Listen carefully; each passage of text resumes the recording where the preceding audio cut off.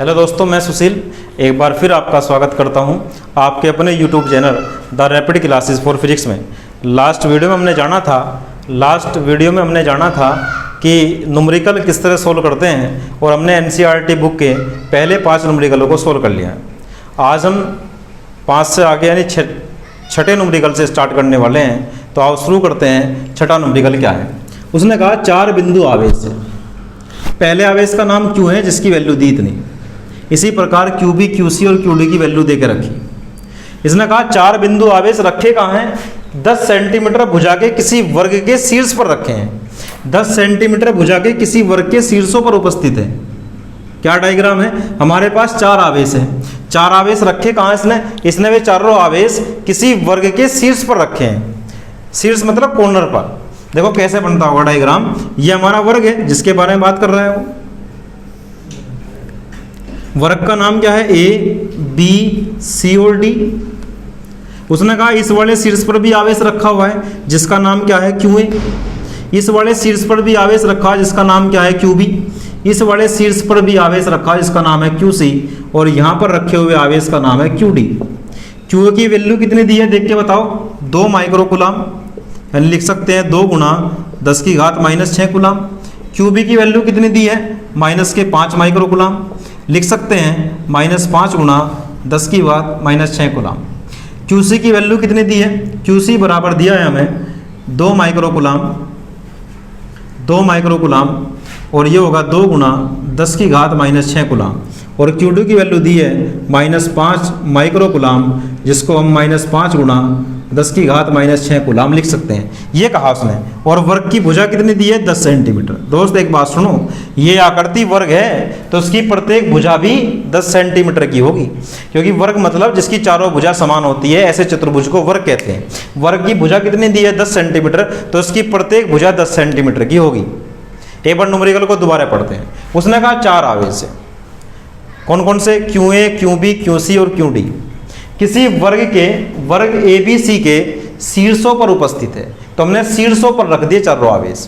फिर क्या कहता है? वर्ग के केंद्र पर 1 माइक्रोकूलम का आवेश रखा हुआ है, उस पर लगने वाले बल का मान ज्ञात करो। वर्ग के केंद्र पर, देखो वर्ग का केंद्र पता क्या होता है? इन विकर्ण को आपस में मिला दो। ये विकर्ण है वर्ग के, इन विकर्ण को आपस में मिला दो। जहां ये काटता है उस पॉइंट का नाम है केंद्र। इस केंद्र पर क्या रखा हुआ है? एक क्यू आवेश रखा हुआ है जिसका मान है 1 माइक्रोकूलम। 1 माइक्रोकूलम मतलब देखो दिया हुआ है 1 माइक्रोकूलम मतलब 1 गुणा 10 की घात -6 कूलम। दोस्त फोटो समझ में आ गया? चित्र कैसा बना समझ में आ रहा है? हमने कहा हमारे पास 4 आवेश है। चारों आवेश किसी वर्ग के शीर्षों पर रखे हुए तो रख दिए। उसने कहा वर्ग के केंद्र पर सेंटर पर स्थित एक आवेश पर 1 माइक्रोकूलम के आवेश पर कितना बल लगेगा उसको ज्ञात करो। देखो होता क्या है, कूलम ने हमें ऐसा बताया था कि जब भी कोई 2 आवेश पास पास होंगे तो उनके बीच बल लगेगा। बल निकालने का फॉर्मूला भी कूलम ने दिया था, 9 गुणा 10 की घात 9 पहला आवेश गुणा दूसरा आवेश बटे बीच की दूरी का स्क्वायर। आवेशों के बीच की दूरी का स्क्वायर। हेलो, r² याद मत करो, इसको रट्टा मत मारो इस चीज का कि हर जगह r² आना है। इस दूरी को मान के चलो। आवेशों के बीच की दूरी का स्क्वायर है फॉर्मूले में, आवेशों के बीच की दूरी का स्क्वायर। जब भी 2 आवेश पास पास होते हैं तो उनके बीच बल लगता है, कूलम ने बताया था। अब की बार हमारे पास क्या है? ये आवेश, इस पर लगने वाले बल का मान ज्ञात करना है। लेकिन इस आवेश के चारों तरफ 4 आवेश हैं। पहला आवेश का नाम क्या है? क्यू ए, दूसरे का नाम क्यू बी, तीसरे का नाम क्यू सी और क्यू डी। 4 आवेश है। ये चारों आवेश मिलकर इस पर बल लगाएंगे, यानी क्यू ए भी बल लगाएगा, क्यू बी भी बल लगाएगा, क्यू सी भी और क्यू डी भी। हमारे पास आने वाले हैं 4 बल। चारों बलों को निकाल लो और चारों बलों को सदिश विधि से जोड़ दो तो हमारा आज आंसर आ जाएगा। बात समझ में आई? पहले मैं क्या निकाल लूँगा? क्यू ए के कारण इस पर लगने वाला बल, फिर निकाल लूँगा क्यू बी के कारण इस पर लगने वाला बल, फिर क्यू सी के कारण इस पर लगने वाला बल, और इसी प्रकार क्यू डी के कारण इस पर लगने वाले बल को फाइंड आउट करूंगा। 4 बल प्राप्त होंगे, दिशा वाइज निकाल लेंगे उनको और चारों बलों को सदिश विधि से जोड़ देंगे तो आज हमारा फाइनल आंसर आ जाएगा। क्लियरिटी आ गई यहाँ तक? अब देखो होगा क्या, प्रॉब्लम क्या है इस न्यूमेरिकल को करने में कि ये आवेश इस आवेश पर बल लगाएगा। तो क्या लिखूं? लिखना है क्यू ए द्वारा क्यू ए द्वारा क्यू पर बल, क्यू पर बल, इसको नाम दे दिया एफ ए। एफ ए का मान होगा 9 गुणा 10 की घात 9। पहला आवेश कितना है क्यू ए, गुणा दूसरा आवेश कितना है क्यू बटे इनके बीच की दूरी लेनी है, 10 सेंटीमीटर नहीं लेना, इनके बीच की दूरी लेनी है। इनके बीच की दूरी है ए ओ का स्क्वायर, या पढ़ने में अच्छा लगे तो ओ ए का स्क्वायर।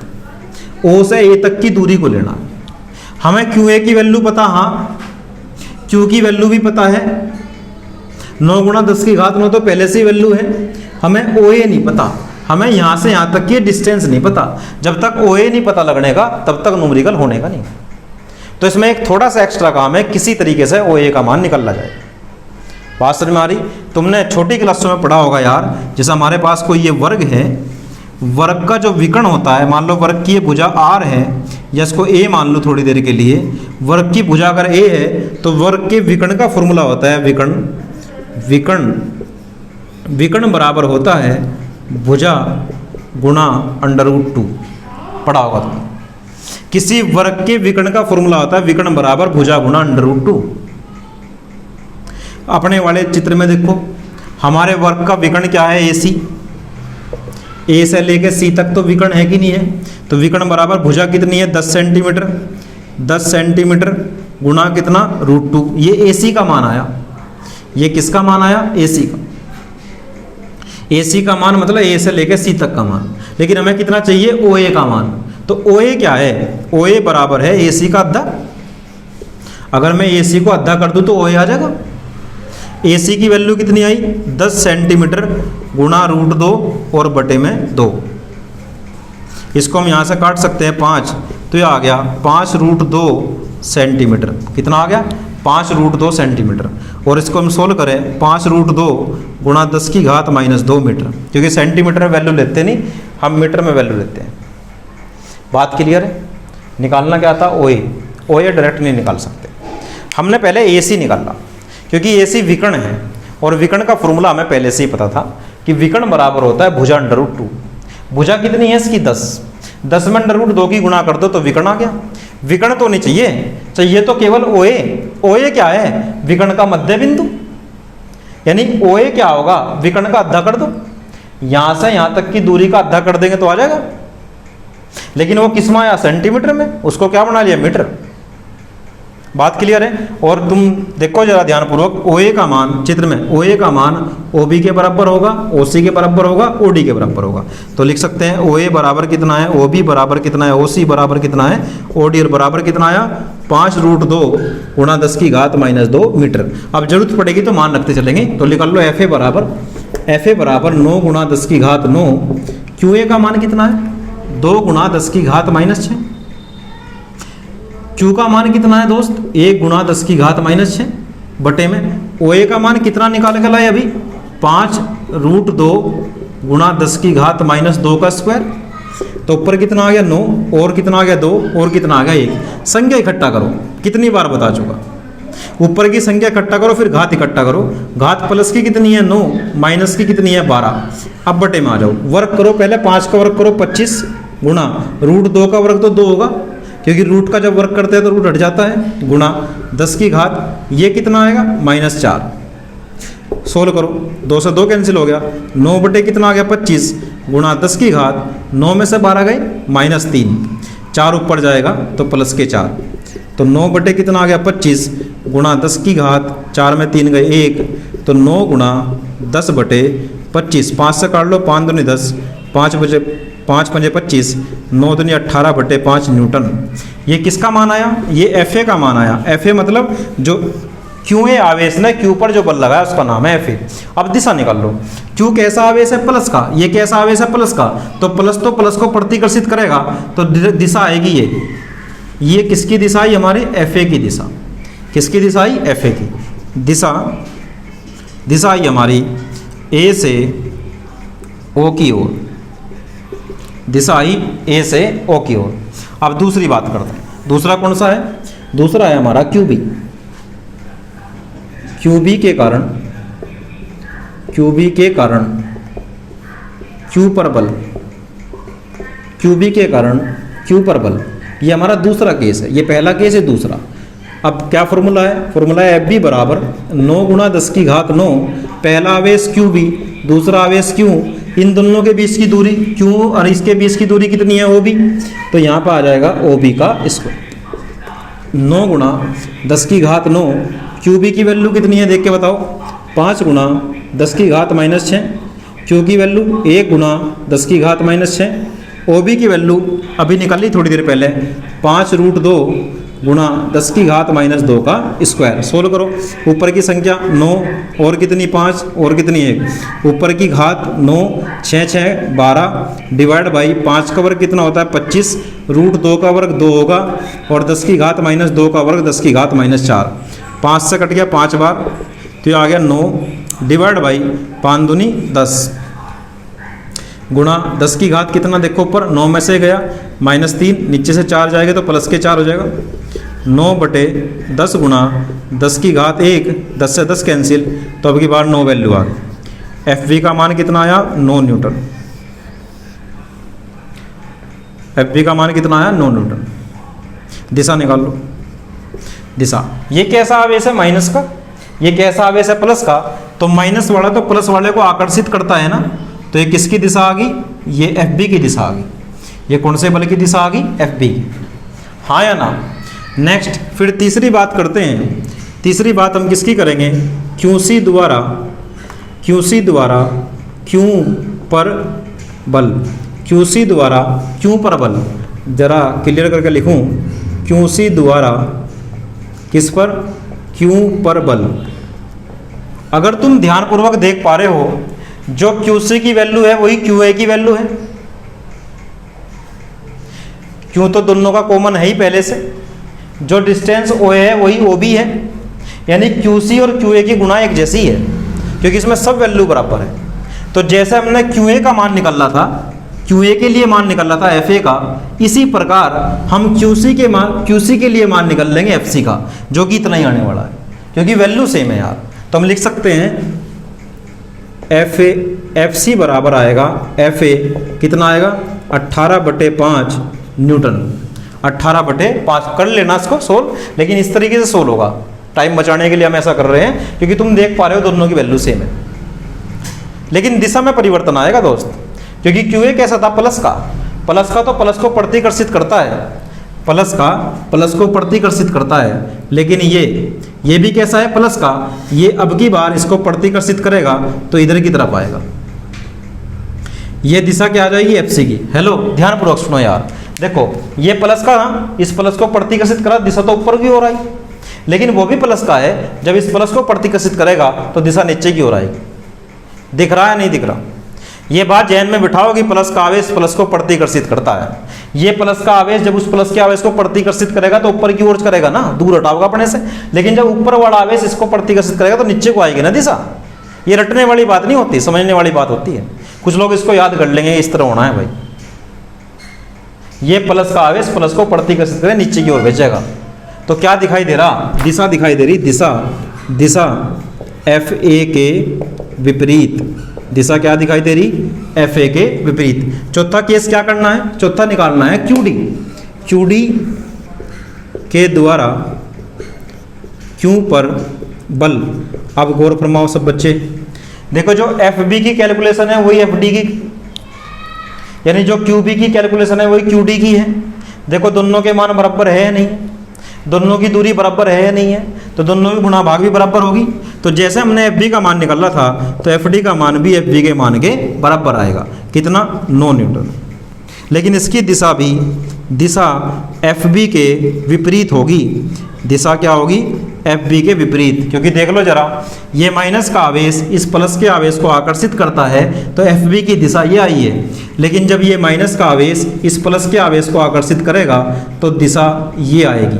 FB और FD की दिशा क्या है? एक दूसरे के विपरीत है।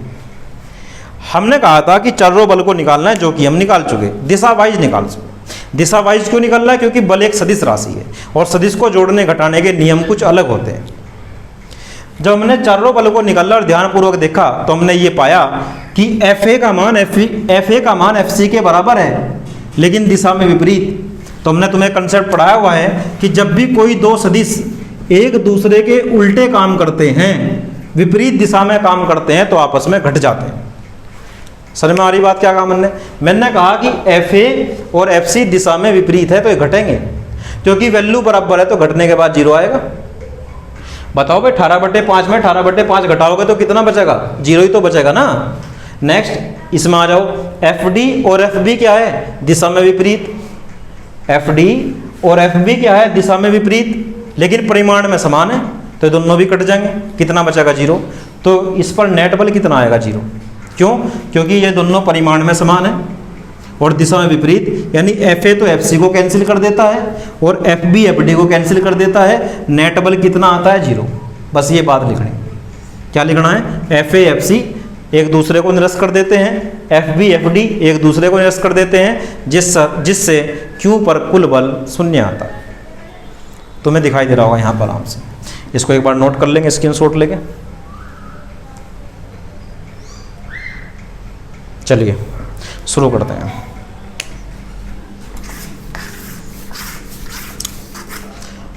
लास्ट में क्या रहेगा? तब Q पर नेट बल बराबर, Q पर नेट बल F बराबर होगा FA plus FB plus FC plus FD। FA की वैल्यू कितनी आई? 18/5। FB की वैल्यू कितनी आई? 9। FC की वैल्यू कितनी आई? -18/5 और FD की वैल्यू कितनी आई? -9। ये आपस में कट गए। कुछ लोग सोच रहे माइनस क्यों लिखा इसने? अरे FC यार, अगर FA को प्लस का मानता हो तो FC को माइनस लेना पड़ेगा। अगर कोई वेक्टर पूर्व दिशा में प्लस का है तो पश्चिम दिशा में वही माइनस का होगा। बात समझ में आ रही नहीं आ रही? FA का मान कितना है? FA का मान AO दिशा में है प्लस का, तो FC तो उल्टा लग रहा ना। अगर ये प्लस का है तो वो माइनस का होगा। तो FA से FC कट गया और FB से FD कट गया, तो टोटल कितना बचा? 0। तो नेट बल आ गया 0। बात क्लियर है? ये था हमारा छठा न्यूमेरिकल। अब बात करते हैं नेक्स्ट 7वें न्यूमेरिकल। देखो 7वां न्यूमेरिकल भी थ्योरेटिकल है। मैंने तुम्हें एक अलग से वीडियो बनाकर डाली हुई है कि वैद्युत बल रेखा एक दूसरे को क्यों नहीं काटती है। ठीक है, प्ले लिस्ट में जाना, यही टैग है उस वीडियो का, तुम देखना बाहर लिखा होगा थंबनेल पे कि वैद्युत बल रेखा एक दूसरे को क्यों नहीं काटती है। उससे पढ़ लेना थोड़ी में, प्ले लिस्ट में जाके चेक करना। अब हम बात जो करेंगे 1.8 8वें न्यूमेरिकल की बात करेंगे। इसको रब करते हैं।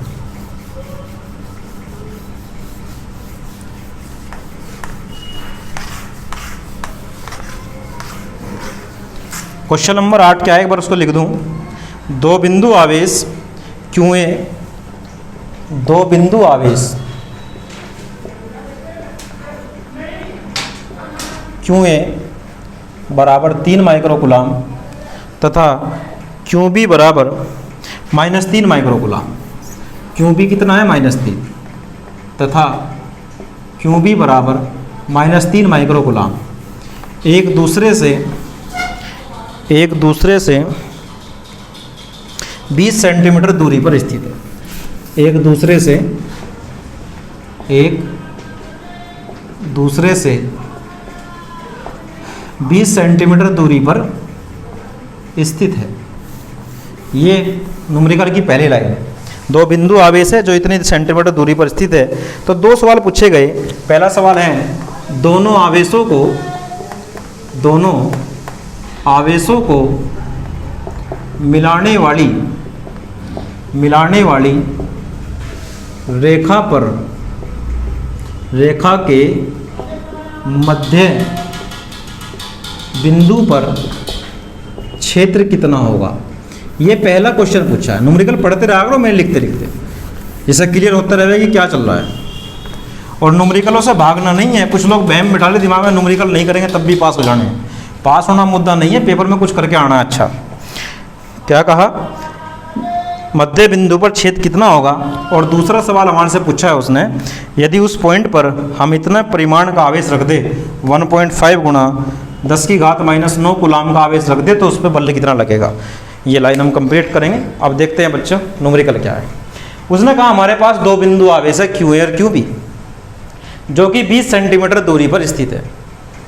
उसने कहा कि दोनों आवेशों को मिलाने वाली रेखा के मध्य बिंदु पर क्षेत्र कितना होगा। तो यहाँ से फॉर्मूला बदल जाता है। फॉर्मूला किसका लगेगा? क्षेत्र निकालने का। जब मैंने न्यूमेरिकल की स्टार्टिंग करी उसमें तुम्हें बताया था कि न्यूमेरिकल करने का दुनिया में एक ही तरीका है, बस न्यूमेरिकल को पढ़ो, एक बार पढ़ो, दो बार पढ़ो और ये सर्च करो, ये फाइंड आउट करो कि पूछ क्या रहा है।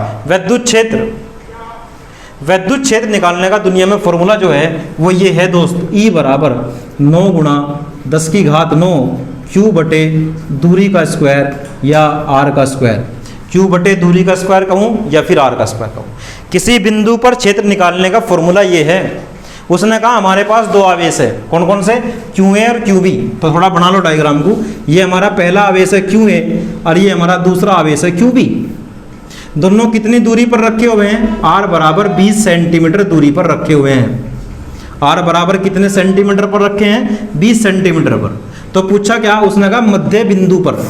अगर इस पॉइंट को A मान लूँ, इस पॉइंट को B, इस पॉइंट को C मान लूँ, तो मध्य बिंदु पर पूछ रहा है क्षेत्र का मान कितना होगा। ये हमारा पहला क्वेश्चन है। क्या कहा उसने? हमारे पास दो आवेश है QA और QB। ये QA QB कितनी दूरी पर रखे? 20 सेंटीमीटर दूरी पर। इनके मध्य बिंदु पर कितना क्षेत्र पैदा होगा ये पूछ रहा है। ऐसा क्यों है? ऐसा क्यों कह रहा हो? ऐसा इसलिए कह रहा क्योंकि प्रत्येक आवेश क्षेत्र पैदा करता है। QA भी यहाँ क्षेत्र पैदा करेगा और QB भी यहाँ क्षेत्र पैदा करेगा। कोई भी सिंगल आवेश क्षेत्र पैदा करता है। यहाँ पर कितने आवेश दिए? दो आवेश। पहले आवेश का मान कितना है? 3 माइक्रो कूलाम या 3 गुणा 10 की घात -6 कूलाम। और QB का मान कितना दिया? -3 माइक्रो कूलाम, -3 गुणा 10 की घात -6 कूलाम। यानी ये भी यहाँ पे क्षेत्र पैदा करेगा, ये भी यहाँ पे क्षेत्र पैदा करेगा। तो दो क्षेत्र निकालने पड़ेंगे, पहला क्षेत्र QA के कारण और दूसरा क्षेत्र QB के कारण। जैसे ही वे दोनों क्षेत्र निकल के आएंगे उन्हें सदिश विधि से जोड़ देंगे तो आंसर आ जाएगा। बात क्लियर है? चलो शुरू करते हैं। पहला केस, QA के कारण C पर क्षेत्र, क्या फॉर्मूला है क्षेत्र निकालने का? बोर्ड पर लिखा हुआ है 9 गुणा 10 की घात 9 Q बटे R स्क्वायर। E बराबर 9 गुणा 10 की घात 9, E को हमने EA कह दिया। EA बराबर 9 गुणा 10 की घात 9, Q की वैल्यू कितनी है? QA बटे, हेलो, यहाँ से यहाँ तक की दूरी, आवेश से बिंदु तक की दूरी, तो वो है हमारा AC का स्क्वायर। वो हमारा कितना है? AC का स्क्वायर। ये टोटल दूरी कितनी है दोस्त? 20। ये C क्या है? मध्य बिंदु। तो कितनी बची? ये 10 सेंटीमीटर बची। ये कितनी बची? 10 सेंटीमीटर बची कि नहीं बची? और सेंटीमीटर को मीटर बनाने का तरीका मैंने तुम्हें बताया था पहले भी, एक बार यहाँ करके दिखाता हूँ। 10 सेंटीमीटर को हम लिख सकते हैं 10 गुणा 10 की घात -2 मीटर। और अगर सोल्व करूँ, ये घात कितनी है? ये -2, 1 हो जाएगी। तो यानी हम इसको मीटर में लिख सकते हैं। तो 9 गुणा 10 की घात 9, QA की वैल्यू कितनी है? 3 गुणा 10 की घात -6। AC की वैल्यू कितनी आई? 10 की घात -1 का स्क्वायर, 10 की घात -1 का स्क्वायर। सोल्व करेंगे इसे। EA बराबर आ गया हमारा 9 और 3 तो संख्या है, घात कितनी है? 9 - 6 डिवाइड बाई नीचे 10 की घात -1 का हो जाए 10 की घात -2, 9 × 27 गुणा 10 की घात 6 में से 9 में से 6 गए 3, नीचे से जाएगा प्लस के 2, तो 27 गुणा 10 की घात 5 न्यूटन प्रति कूलाम। 27 गुणा 10 की घात 5 न्यूटन प्रति कूलाम। ये किसकी वैल्यू आई? EA की। अब दिशा निकालते हैं। ये कैसा आवेश है? प्लस का। तो ये कैसा आवेश है? प्लस का। जहाँ क्षेत्र निकालना होता है वहाँ प्लस के आवेश को मान लेते हैं। ये प्लस का आवेश, ये प्लस का आवेश, प्लस प्लस को क्या करेगा? प्रतिकर्षित। तो ये वैल्यू किसकी आ गई? EA की दिशा आ गई। कैसे? C से B की ओर। दिशा कैसा आई? C से B की ओर। अब क्या करते हैं? QB के कारण C पर क्षेत्र, QB के कारण C पर क्षेत्र। एक बार सब बच्चे ध्यानपूर्वक देखो, QB की वैल्यू QA के बराबर है कि नहीं है? QA का मान भी 3 है, QB का मान भी 3 है। यहाँ से यहाँ तक की दूरी भी 10 सेंटीमीटर है, यहाँ से यहाँ तक की दूरी भी 10 सेंटीमीटर थी। यानी जो QB की गुणा भाग होगी QA के समान होगी। जैसा QA का मान QA से मान निकल रहा, ऐसे QB से निकल लेंगे। तो हम लिखेंगे इसी प्रकार जो हमारा EB आएगा वो भी कितना आएगा? 27 गुणा 10 की घात 5। EB का मान भी इसी प्रकार इतना ही आएगा जब गुणा भाग करोगे। देख लो QB की वैल्यू भी 3 है और QA की वैल्यू भी 3 है। कई बार रिपीट हो चुकी बात। लेकिन दिशा बदलेगी, क्योंकि क्यू भी कैसा है, माइनस का आवेश, ये प्लस के आवेश को माइनस का आवेश क्या करता है, आकर्षित। तो ई बी की दिशा यही आ गई, ई बी दिशा इधर को ही आ गई। तो दिशा ई ए, दिशा वही जो ई ए की है। अब निकालना क्या था, इस सी पॉइंट पर कुल क्षेत्र निकालना था। हमने ई ए निकाल लिया, ई बी निकाल लिया, दोनों क्षेत्र क्या है, एक ही दिशा में बताया हुआ है। जब भी कोई दो सदिश एक ही दिशा में काम करते हैं तो जुड़ जाते हैं, और जब भी कोई दो सदिश विपरीत दिशा में काम करते हैं तो घट जाते हैं। ये दोनों सदिश कैसे काम कर रहे हैं, एक ही दिशा में, तो ये टोटल जुड़ जाएंगे। तो सी पर कुल क्षेत्र, सी पर कुल क्षेत्र कितना होगा, ई बराबर ई ए प्लस ई बी।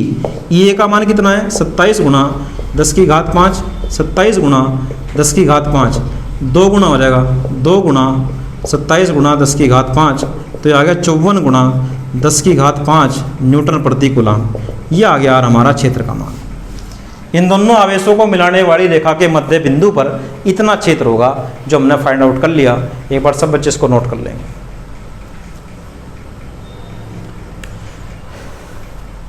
चलिए, यहाँ तक की बात सबको क्लियर है।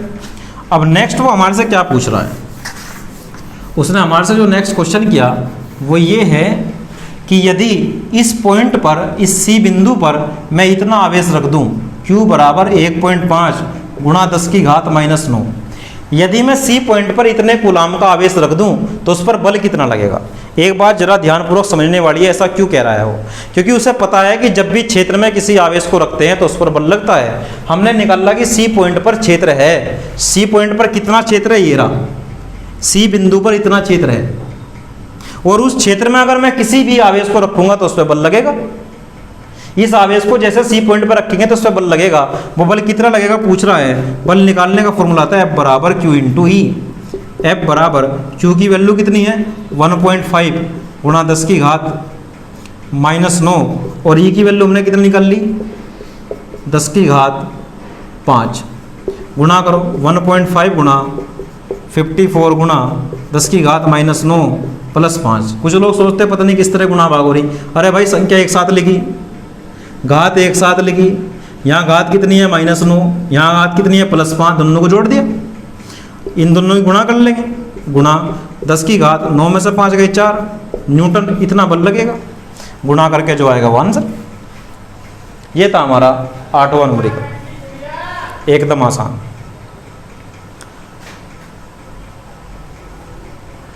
आज की वीडियो में हमने 6, 7 और 8 न्यूमेरिकल को सोल्व करने का प्रयास करा। नेक्स्ट वीडियो में हम अगले न्यूमेरिकल को हल करने का प्रयास करेंगे। इसको वीडियो को 1 से 2 बार देखना, न्यूमेरिकल को समझने का प्रयास करना, और न्यूमेरिकल करने से बेनिफिट ये है कि नंबर पूरे आने के चांसेस रहते हैं। ठीक है, आज की वीडियो में इतना ही काफ़ी है। मिलते हैं नेक्स्ट वीडियो में। Thanks for watching.